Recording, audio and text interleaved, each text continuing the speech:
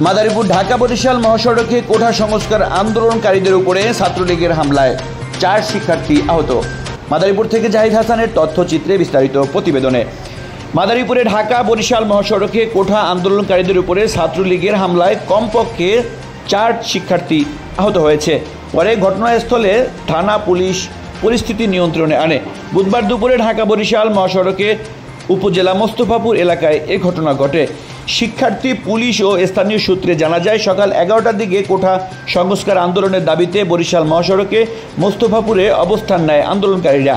এ সময় মহাসড়কে যান চলাচল বন্ধ হয়ে যায়। পরে বেলা 11টার দিকে জেলা ছাত্রলীগের নেতাকর্মীরা সড়ক থেকে আন্দোলনকারীদের সরে যেতে বলে। এ সময় উভয়ের মধ্যে প্রথমে হাতাহাতি পরে ধাওয়া পাল্টা ধাওয়ার ঘটনা ঘটে। এক পর্যায়ে লাঠিসোঁটা নিয়ে আন্দোলনকারীদের উপরে হামলা চালায় ছাত্রলীগ নেতাকর্মীরা।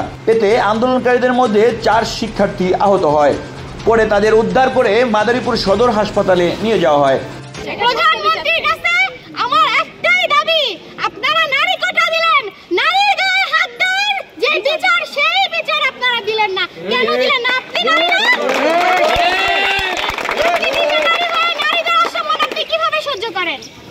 আমাদের মাদারীপুরে যে আপু ছিল, তন্নি আপু, এটা অলরেডি সোশ্যাল মিডিয়ায় ভাইরাল যে তন্নি আপু হচ্ছে আমাদের, আমি যে স্কুল থেকে পাশ করে বের হয়েছি সেই স্কুলের ছাত্রী ছিল, ডরবেন সরকারি বালিকা উচ্চ বিদ্যালয়। এমনকি সে আমাদের মাদারীপুর সরকারি কলেজের বিজ্ঞান বিভাগের ছাত্রী ছিল। তাকে যেভাবে মারা হয়েছে এটা কিন্তু সোশ্যাল মিডিয়া সবাই দেখছে। এরপরে হচ্ছে রংপুরের যে একটা ভাইয়া ছিল, আবু সাইদ ভাই, হ্যাঁ, আবু সাইদ ভাই নিজে একা দাঁড়িয়েছিল।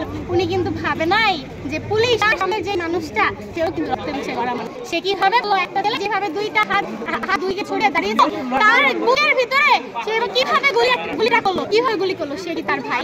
হ্যাঁ, আজকে মানবতা কোথায় হয়ে গেল? তারা যে নারী অধিকার কি মানতে হাত দেয় সেটার বিচার তো না। এরপর হচ্ছে আমরা কিভাবে থাকবো ভাই? আমি আমার নিজের ভাই আছে, আজকে যে ওই ভাই, ওই একজন বলে আর্তনাদ, ওই আমার নিজের, আমার ভাইয়ের রক্ত ঝরছে, আমার বোনের রক্ত ঝরছে। কেন ছাত্রলীগ তোমরা কেন এত কিসের জন্য কাপুরুষ হয়ে গেছো? তোমাদের কি ঘরে মা বোন নাই? তোমরা বিয়ে করবে না? তোমাদের ছেলে মেয়ে হবে না? তখন তোমাদের ছেলে মেয়েদের গায়ে যখন এরকম আরেকজন এসে আঘাত করবে তখন তোমার কি হবে?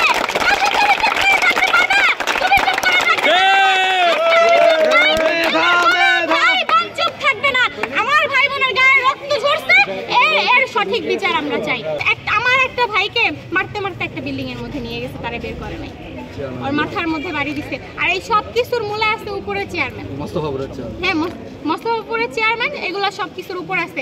এরপরে পুলিশ যারা আছে আমাদের মেয়েদের গায়ে হাত দিছে, আমাদের মেয়েদের হাত মুচড়ে দিছে, আমারই এক ছোট ভাই, আমারই এক ছোট বোনের গায়ে হাত দিছে। আমাদের কাছ থেকে ব্যানার নিয়ে গেছে। আমরা ব্যানার ছাড়ি নাই, আমরা বলছি যে আমাদের ব্যানার যাতে না নেয়। আমাদের ব্যানার টান দিয়ে নিয়ে যাচ্ছে পুলিশ যারা ছিল, লেডি পুলিশ যারা, তারা হচ্ছে এক একজনের যেই সামনে ওগুলাকে কি বলে, ওগুলা দিয়ে, হ্যাঁ, ধাক্কা দিয়ে ফেলে দিচ্ছে, ধাক্কা দিয়ে ফেলে দিচ্ছে। এমনকি আমরা মেয়েরা যারা বসেছিলাম আমরা সাইডে চলে আসছি, পিছনে কোনো ছেলে ছিল না, তখন আমরা সাইডে চলে আসছি। আমাদের পায়ের পাশে বোম ফাটানো হয়েছে। এমনকি আমাদেরকে যখন ব্যাক করানো হয় যে না তোমরা চলে যাও, আমাদের কিছু মেয়ে ভ্যানে উঠছে, ভ্যানে ওঠার সাথে সাথে তখন বলছে ভ্যান থেকে নামো। ওরা যখন ভ্যান থেকে নামে নাই তখন ওদের পায়ে ছাত্রলীগের নেতারা লাঠি দিয়ে মারছে। আমরা সঠিক এই আন্দোলনটা কখন শুরু করেছেন আপনারা? এটা আজকে সকাল 10টায় মোস্তফাপুর গোলচত্বর থেকে শুরু হয়েছে। কোন কলেজ থেকে কোঠা আন্দোলনের প্রতিবাদ জানিয়েছে? এখানে মাদারীপুর সরকারি কলেজ ছিল, মোস্তফাপুর কলেজের শিক্ষার্থীরা ছিল, এখানে অনেক ধরনের কলেজের শিক্ষার্থী ছিল। খোয়াজপুর টেকেরহাটের যে আবু হোসেনের কলেজ, সেই কলেজের শিক্ষার্থী ছিল, রাজুয়ারের শিক্ষার্থীরা ছিল, এখানে অনেক শিক্ষার্থী ছিল। কতজন শিক্ষার্থীরা ছিলেন আপনারা? শিক্ষার্থী কত? 500-700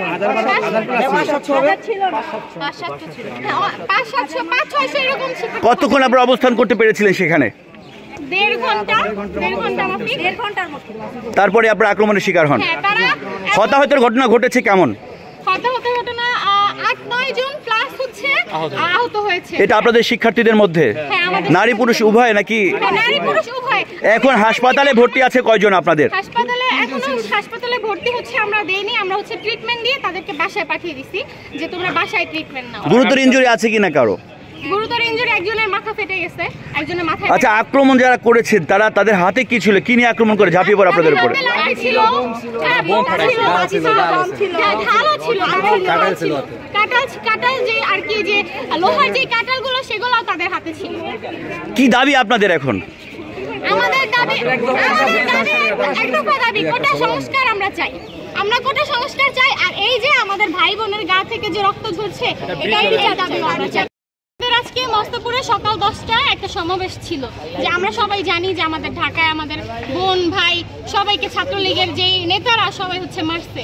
তো ওই বিক্ষোভেই হচ্ছে আমরা একটা মিছিলের আয়োজন করেছিলাম। দেন আমরা সেখানে যাওয়ার পরে হচ্ছে মেয়েরা, আমরা অনেকগুলো মেয়েরাই ছিলাম, আমাদের ভাইরাও ছিল, আমরা সবাই হচ্ছে স্লোগান দিলাম।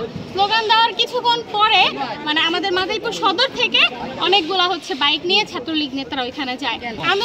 আন্দোলনের বিষয়বস্তুটা বলে নেই, আমাদের আন্দোলনের বিষয় হচ্ছে কোটা আন্দোলন, আমরা হচ্ছে কোটা সংস্করণ চাই।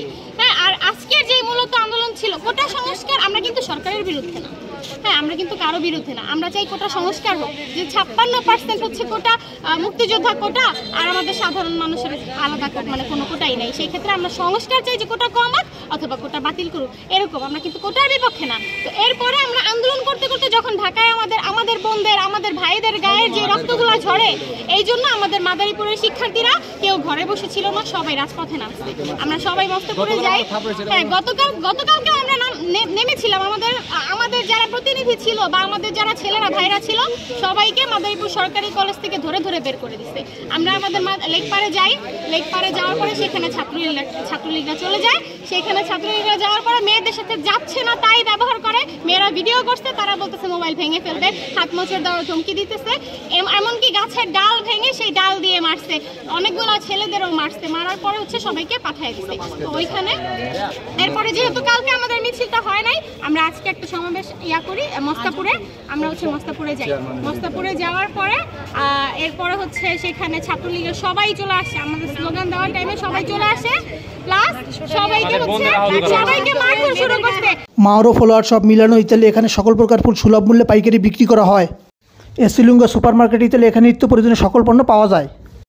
আপনারা দেখছেন AN বাংলার নিউজ।